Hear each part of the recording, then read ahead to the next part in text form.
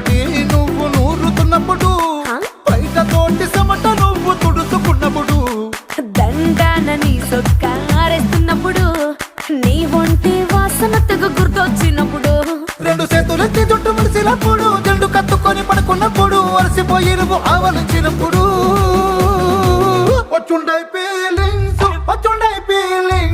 వచ్చి వచ్చి చంపేస్తుండై ఫీలింగ్స్ వచ్చుండాయి